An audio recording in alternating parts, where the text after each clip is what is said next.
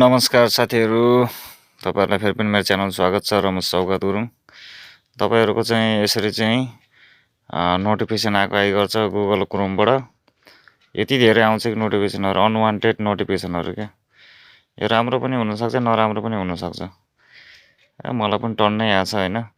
यो चाहिँ अब भर्खरै एउटा नोटिफिकेसन हटाए फेरि अर्को आइहाल्छ के। अब यो चाहिँ कसरी हटाउने त्यो तरिका सिकाउँछु तपाईहरुलाई हैन। त्यसको लागि चाहिँ तपाईहरु चाहिँ आफ्नो क्रोम ब्राउजरमा जानुस् हैन। क्रोम ब्राउजरमा गइसकेपछि माथि 3 डट देख्न सक्नुहुन्छ राइट कर्नरमा। त्यहाँ क्लिक गर्नुस्। त्यसपछि तल सेटिङमा जानुस्।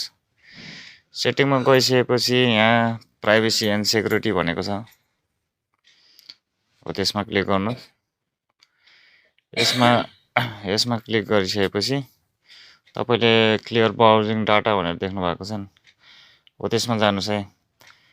त्यसमा गइसकेपछि अनि हामीले चाहिँ यहाँ यो सेभ पासवर्ड बाहेक अरु चाहिँ सबै टिक लगाइदिनु है टोटल। सेभ पासवर्ड चाहिँ छोड्दिनु, पासवर्ड चाहिँ किनभने हामीलाई चाहिन्छ। अनि माथि रहेको ड्रप डाउन एरोबाट अल टाइमको सेट गर्दिनु। अनि त्यहाँबाट क्लियर डाटा गर्दिनु। फेरि क्लियर गर्दिनु।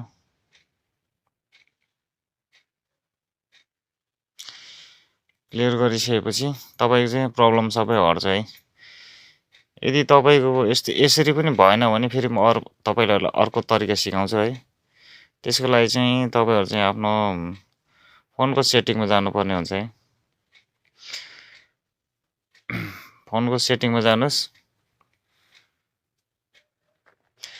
सेटिङमा गइसकेपछि हामीले चाहिँ एप्स भन्ने चाहिँ खोज्नुपर्छ अप्सन। जुनै पनि मोबाइलमा एप्स भन्ने अप्सन हुन्छ।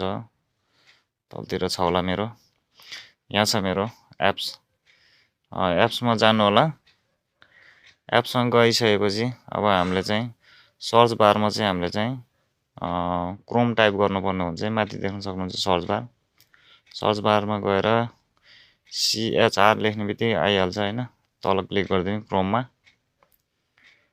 क्रोममा क्लिक गर्ने बित्तिकै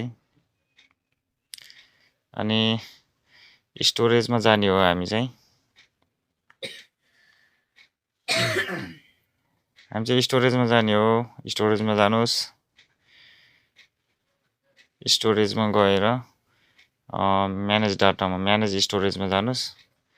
मेरो चाहिँ म्यानेज स्टोरेज आउँछ है। तपाईहरुको चाहिँ डाइरेक्ट क्लियर डाटा र क्लियर क्याची भन्ने अप्सन आउन सक्छ। अनि त्यसपछि चाहिँ यहाँ तल चाहिँ क्लियर डाटा गर्दिनु होला। यो क्लियर डाटा गरिदिसकेपछि अब क्रोम चाहिँ पुरा रिसेट भयो कि नयाँ हामीले भर्खरै प्ले स्टोरबाट डाउनलोड गर्छ नि त्यस्तै नयाँ हुन्छ। हस् साथीहरु, भिडियो मन परे लाइक गर्नु होला। च्यानलमा नयाँ हुन्छ भने सब्स्क्राइब गरिदिनु होला। अहिले लाग्छु, बाइ बाइ।